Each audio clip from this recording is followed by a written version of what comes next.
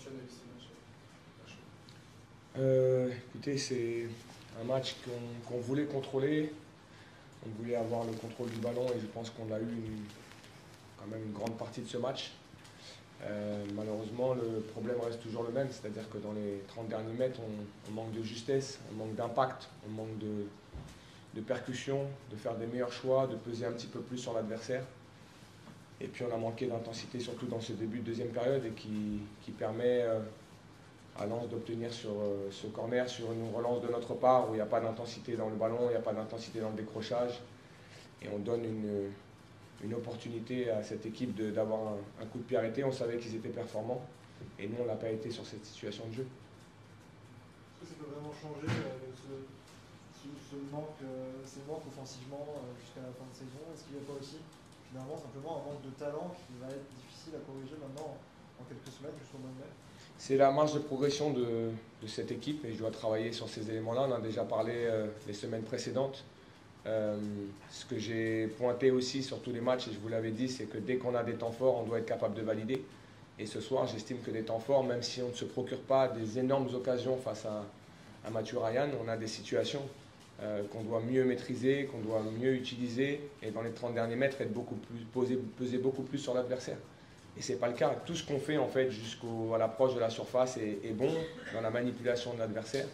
Mais quand on arrive là-haut, on manque de poids, clairement. Lorsqu'on regarde ce qu'on fait, c'est cohérent, mais à la fin, on manque vraiment de situations offensives où on fait mal à l'adversaire. Et je pense à beaucoup de situations sur ce match où on doit mieux faire et on doit être plus juste parce qu'on ne peut pas sortir d'un match comme celui-ci en ayant eu le contrôle comme on voulait l'avoir. Alors oui, par moment, on ne l'a pas eu pendant 90 minutes, mais quand on regarde la possession, on vient ici, on essaie de prendre le ballon. Je trouve qu'on est monté en puissance dans notre match et à l'image de la première mi-temps, on doit sortir de cette première mi-temps avec quelque chose. Et malheureusement, ça n'a pas été le cas. Et la deuxième mi-temps, le début de la deuxième mi-temps n'est pas bon en termes d'intensité, de disponibilité, de mouvement. Et ils n'ont pas grand-chose dans ce match, pour être très honnête, mais ils ont cette situation-là qu'ils ont saisie et qui leur ont permis de mener. Et après, ils ont fait le dos rond, ils ont défendu et nous, on n'a pas été capable de faire la différence. Est-ce que vous avez aussi manqué de solutions offensives, notamment dans les 20 dernières minutes? On avait l'impression que les attaquants étaient un peu immobiles, manquaient un peu de créativité aussi. Non, parce qu'on a bougé aussi sur l'aspect offensif. On a fait rentrer Kyogo, on a fait rentrer Kazim Olakbe pour essayer de mettre un petit peu plus de poids, de rupture, de la présence aussi autour de Kader Maïté. Mais c'est vrai qu'aujourd'hui, quand on regarde ce secteur de jeu-là, j'attends plus d'un Arnaud Kalimuendo, par exemple, sur ce qu'il peut apporter à l'équipe par rapport aux qualités qu'il a. Et donc on a un Kader Maïté qui est un jeune joueur et qui montre encore une fois qu'il est capable de peser aussi, parce qu'il faut se rendre compte aussi du match de ce garçon-là. Il a du déchet, mais c'est logique quand on est en 2007. Et je trouve qu'il montre la voie quand même sur cette logique de combativité, du poids qu'il est capable de mettre, du duel qu'il est capable d'imposer à l'adversaire. Donc il faut qu'on soit dans cette ligne-là aussi. Mais ça va nous demander de parfaire nos combinaisons, de parfaire notre association aussi. C'est ce dont on parle et ce dont j'ai parlé aussi dans les jours précédents sur cet élément qu'on travaille au quotidien. Mais c'est vrai que la grosse marge de progression, elle est là. Quand on regarde le jeu de l'équipe, il progresse, le jeu de l'équipe. Mais on ne progresse pas dans ce poids qu'on a sur l'adversaire, malheureusement, offensivement. Rennes a pris 8 points sur 51 contre les 11 premiers au classement. Alors, il y a eu beaucoup de changements au niveau de l'effectif, aussi au niveau des coachs, c'est arrivé qu'il y a quelques semaines. Qu'est-ce que ça doit raconter de cette équipe, de la saison rennaise, et qu'est-ce qui explique le fait que le Stade Rennais n'arrive pas à gagner quasiment contre des équipes de faire la partie de tableau? Parce que quand vous jouez ces équipes-là, il faut être clinique, il faut être chirurgical. C'est-à-dire que quand on regarde le match de Lens ce soir, ils ont peu de choses. Mais la réalité, c'est sur que le coup de pied arrêté, ils font la différence et ils sortent de ce match-là avec une victoire. Quand on regarde le match de Brice-Samba, il n'y a pas de gros arrêts non plus, eux non plus, on va dire. Mais je pense qu'il faut qu'on soit dans une logique de comprendre pourquoi aujourd'hui on en est là avec le Stade Rennais. Et il y a une réalité, c'est que sur ces matchs-là, quand on a des temps forts, on ne les a pas validés. Et je vous en ai parlé aussi depuis que je suis arrivé. Même sur les matchs qu'on a gagnés, on n'a pas marqué dans des gros temps forts. On a marqué parfois à contre-courant du match et du scénario du match. Mais quand je vois le match de ce soir, on doit rentrer à la mi-temps avec au moins un but marqué, même s'il y a un but refusé. Parce que je pense qu'on a des situations où on approche de la surface et là on manque de justesse, on manque de percussion, on manque de justesse, on manque de poids. Il y a des situations qu'on doit mieux négocier, où ça doit finir par une frappe. Et par moment, on est encore dans quelque chose qui est un peu lent, ça manque d'électricité, ça manque de puissance, clairement, sur cet aspect-là. Et donc, il faut qu'on travaille avec les joueurs qu'on a aujourd'hui et qu'on puisse améliorer toutes ces connexions-là. Parce que tant qu'on aura ce jeu-là, on sera en capacité de faire mal à l'adversaire si vous mettez du poids dans ces 30 derniers mètres. Et je trouve qu'aujourd'hui, on en a manqué clairement. Habib, on a vu le retour de Michael Faye aujourd'hui dans l'effectif. Est-ce que vous pouvez nous dire qu'est-ce qui s'est passé ces derniers temps pour qu'il ne joue pas assez ou bien même ne pas faire partie de l'effectif?